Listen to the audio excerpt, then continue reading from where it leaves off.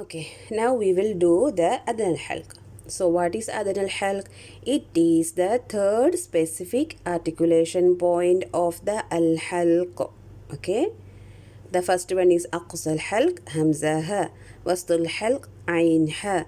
Now it is the Adnal halq. Adna means the closer. To what it is mentioning, the closer or upper to the mouth. So the Adnal halq is the part of the throat.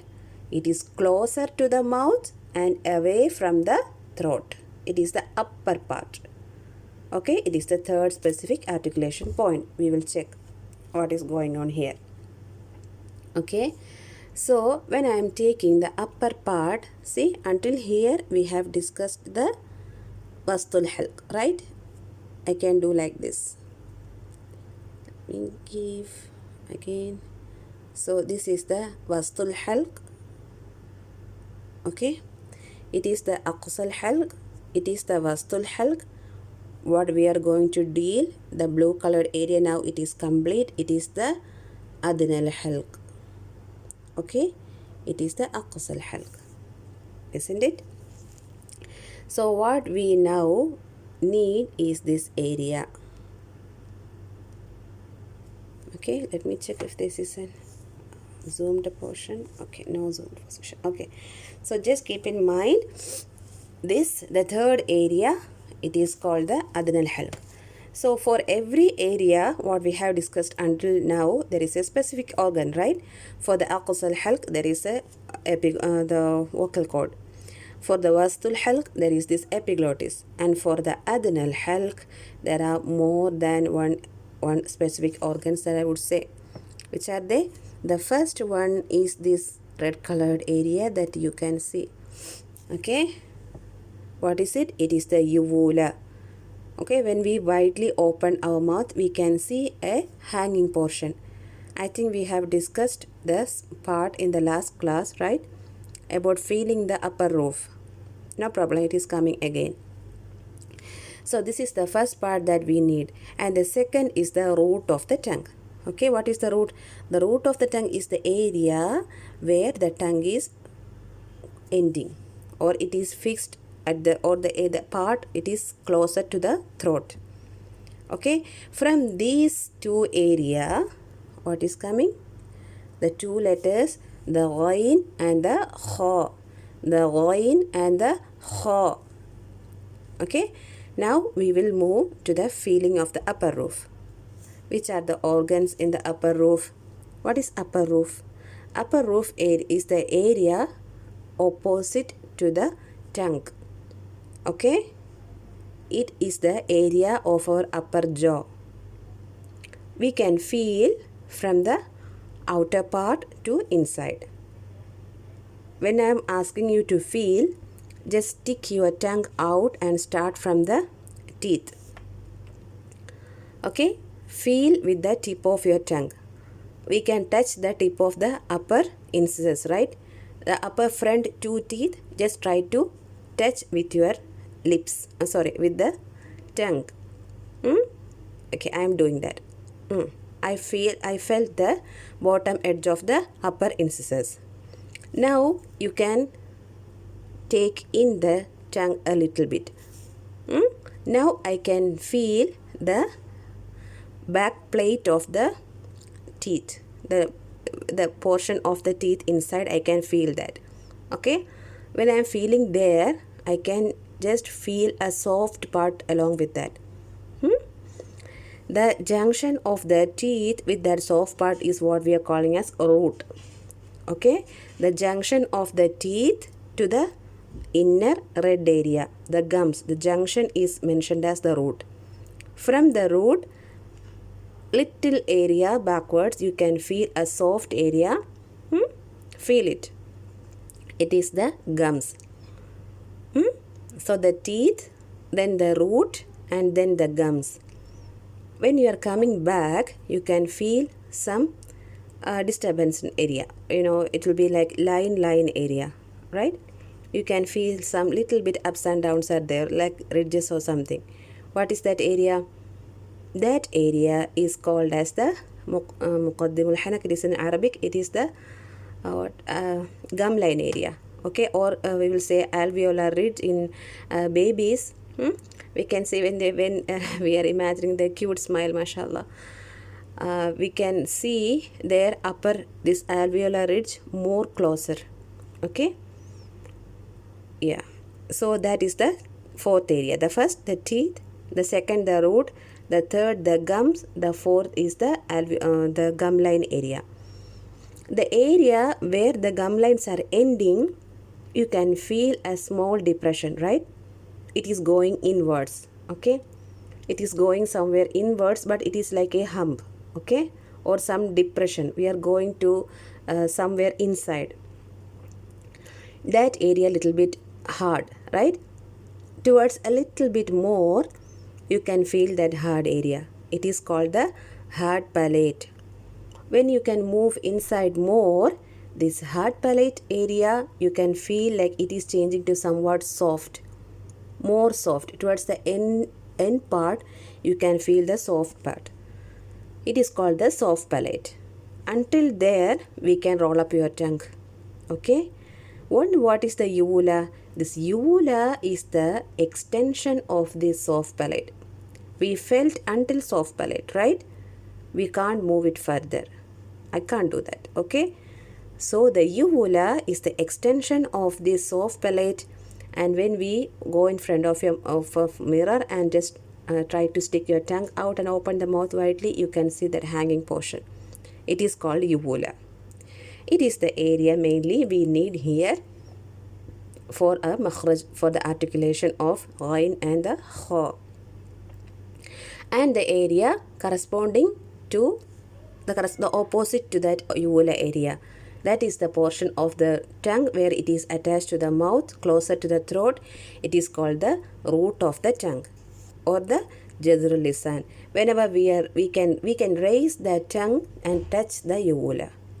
Okay, when we raise and touch the uvula, or we are moving towards the uvula, and because of the vibration happening there or friction happening there, we will produce the sound ghain and the kha.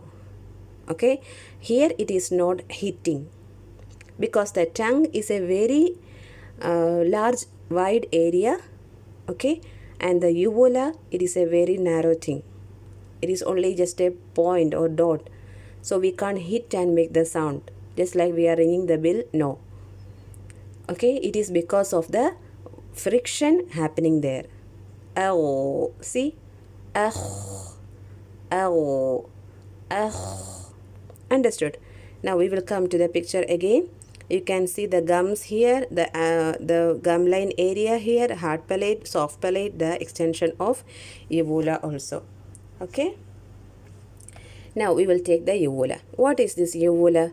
Uvula is the continuation of soft palate that we have said until now. It helps in controlling the traveling of the sound through the jawf or khayshu. What is that? Okay. So we know that this is the opening of the mouth, I would say. Okay, just imagine that this is the opening. And what is happening here is that,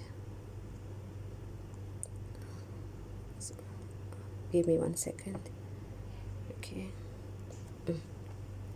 Okay, this is the opening of the mouth, and this is the khayshum also. Okay, it will go like this. So what happens, this is my nose and this is my mouth. Okay, here it is the vocal cord. Here is the uvula. Okay, what happens is that the sound is coming from the vocal cord. It can travel through this area and this area. Okay, can you feel some people, they always have a nasal sound. For example, when they are reciting, some people can recite like أعوذ بالله من الشيطان الرجيم. What is this sound? This sound I can make by closing my mouth. This is the nasal sound. How this is happening is that the sound produced from the khayshu from the vocal cord, it will move through here also. Yani they will produce the here also and here also. They will share the sound to the nasal sound and the mouth sound, jaw sound. Okay. So what is the function of the epiglottis for the uvula here? For the uvula, what is that? It controls the movement of this sound. Okay. It controls, let me take that. Okay. It controls the movement of air to here or here. If it is closed, then the sound will move through the mouth only. This is my mouth, this is my nose. Okay. When it is opened, it will send the sound through here. Understood? This is the function of the epiglottis. Check here. See, here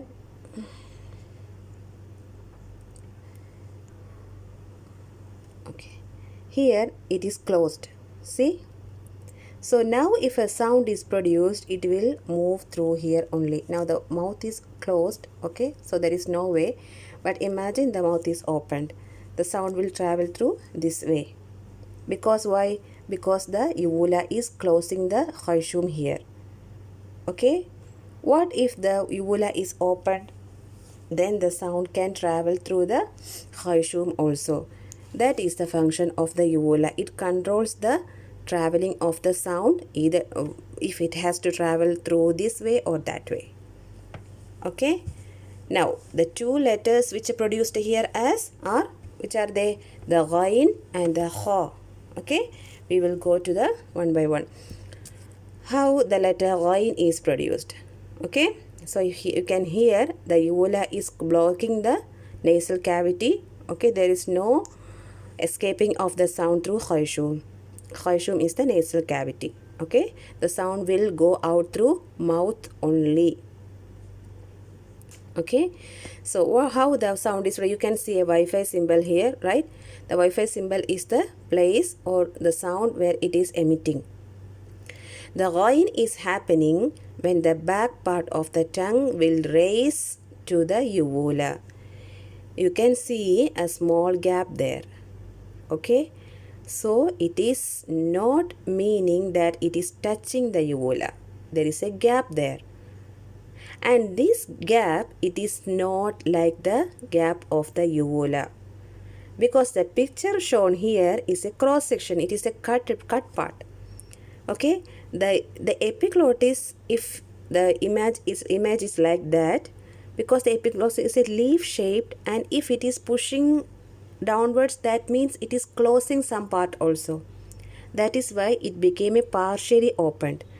But the line here, we know that how much the tongue, the width of the tongue, you can imagine. But the uvula is like just like a hanging portion, just a small dot is there. So if I raise the tongue and go towards the uvula, what do you think? What do you think? Is there enough space for the sound to go out or not? Of course, there will be much more space there. Why? How much big is the food that we are gulping inside? How much bigger we can take a bite, and we can gulp the one sip, how much water we are drinking. It is the same opening that we are saying here also. The tongue is a very wide area. Okay, but the uvula is a very small area. So this tongue is raising and going towards the uvula. So that means there is enough space there. Okay, the makhraj is widely open. And the sound is produced by the friction. Ow, ow. Okay, ow. Or I can say like vibration. Okay, it is not rubbing against another. It is more like vibration. Ow, ow.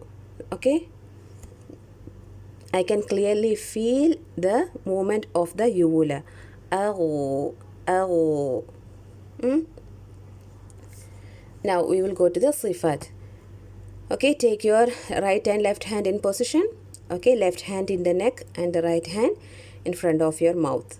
Okay, Now try to produce the sound. Aw, aw, aw, aw. What is it? Yes, of course you can feel the vibration. Okay, that means the vocal cords are coming together, producing a strong vibration. We can feel that in our throat, so it makes the sifa jahar. It is a strong sifa. And what about the sound? The sound, as I said, the makhraj is widely open. We can elongate the sound as much as we wish. Aw, aw. Okay, so the makhraj, the sifat of sound is rakhawa. And now I want you to feel the sound direction of the letters what we have done until now. Hamza fatha ha fatha ha, or I will say with some elongation. Okay, Hamza fatha alif sukun ha fatha alif sukun ha fatha alif sukun ha, عين فتحة ألف سكون ع, غين فتحة ألف سكون غا. What is the difference? ع, غا, ع, غا, ح, غا, ها, غا. Did you feel any change in the direction of the sound? Yes, you can feel that the ghain is some sort of heavy. Okay, we will go back to our alif madiyya. When this alif is becoming light and heavy, when it is coming with a light letter, the alif will be light. Then our tongue will be in a relaxed position, right? That is the case with the hamza, with the ha, with the ha, with the ain. But when the ghain came, what is happening here? What is the makhraj? Makhraj is the raising the back part of the tongue, right? So what is happening here? The tongue is raising to the soft palate above. That means we are raising the back part of the tongue, so the tongue will become automatically heavy. Sorry, the sound will become automatically heavy, right? So now we will move to the third perspective of the sifat of letters, direction of sound. Okay, if the direction of the sound is changing and is making the letter heavy, we will call it as isti'la. Okay, so what is the reason here? The reason is that we are raising the back part of the tongue for the makhraj. Okay, so we are raising the back part of the tongue and we are being in the makhraj of that letter. The sound produced will be not same as the light letter, but what happens, it will hit the upper hard palate. Remember, we have mentioned it lots of times. If my tongue is like this, the sound will easily flow outside. What if my tongue is like this? The sound will come here, it will hit here and it will go like this. Imagine if I am keeping a clock here. Okay, this is wrong. It is not the same here. It will go like this. Okay, little bit. Okay, so if I am keeping a clock here, for the heavy letters it will be number 1 and for the light letters it will be number 2 only. Okay, you know this, right? We have discussed it lots of times earlier. Okay, so what is happening? For the makhraj, we are raising the back part of the tongue above. Okay, so that means the sound produced at the makhraj, we are keeping the makhraj itself. Okay, I am not letting the sound, letting the tongue down. Okay, no. So the sound will still become heavy and it will hit the upper hard palate. Okay, so this is the third perspective, the direction of the sound. It is called as isti'la and it is a strong sifa. So when a letter is said to be having isti'la, remember the back part of the tongue will be raised. Okay, it is the reason, one of the reasons. Okay, remember it is one of the reasons making the letter heavy. The basic step. Okay, for a letter to become heavy is the having isti'la. Okay, with the tongue of the back, it will be raised to the soft palate. Okay, depends on the elevation of back part of the tongue. If raised, the sound will hit the roof of the mouth, forming an echo. If relaxed, the sound will goes out freely. Okay, that means if we are raising the back part of the tongue, it will be isti'la. And if the tongue is lowered, just like in the light letters, the tongue is flat, then it is said to be the opposite sifa of isti'la. It is called istifal. Okay, the sifat on the perspective of direction of sound, it is a pair of opposite sifa, isti'la and istifal. What is isti'la? The meaning itself is the elevation. What is elevating? What is raising here? The back part of the tongue is raised to the soft palate, causing to deviate the direction of sound to the gum line area, that is the upper roof. It will hit there. It will go to number 1 o'clock. Istifal. What is istifal? It is the opposite sifa, where the back part of the tongue is relaxed, the tongue is flat, so that the sound goes out freely as there is no obstruction in its path. So for the ghain, what is happening here? For the ghain, the tongue is elevated. See? So the sound coming here, the sound produced here, what is happening? See, the sound is produced here. It will come and it will go and hit like this. It will hit the gum line area. Gum line area will be here. Okay? So the sound will hit like this, and if I am keeping a clock here, it will be 1 o'clock. غا غا غين فتحة ألف سكون غا غا غا. Okay, غا أغ غا غي غو غير المغضوب. Okay, concentrate on the timing of the ghain sukun. غير المغضوب مغضوب. It is rakhava. Why? Because it's a wide makhraj, right? مغضوب والذين هم عن اللغو لغو أغرقنا بغتة فأغويناكم غاوين غاوين إذ يغشى إذ يغشى إذ يغشى السدرة ما يغشى يغشى. Okay, when you are producing the sound of the ghain sukun, give maximum timing and imagine the 1 o'clock direction. The sound will hit the gum line area. Okay, now we will move to the letter kha. What is the difference between the kha and the ghain? If you can see, remember the picture of the ghain. Okay, let me erase all. Okay, see the area where the Wi-Fi symbol is the starting of the uvula. Okay, now we will go to the kha. See, for the kha here, it is not from the junction of the uvula, but it is coming up. Okay, if you can see, the yellow area until here is the hard palate, the area where it is hard. But when we roll up our tongue and when we start here, it is the soft area starting, soft palate. And the uvula, you know, the soft palate, the uvula is the extension of the soft palate. So the tongue will raise and make a vibration with the junction of the uvula with the soft palate. This area is the junction of the uvula is starting area. So the ghain, it will be more back, and the kha, it will be little bit front. Little bit yani, it is a junction of the soft palate and the uvula. Kha. This is the sound of the kha. Okay, what is the common mistake that you can do for making the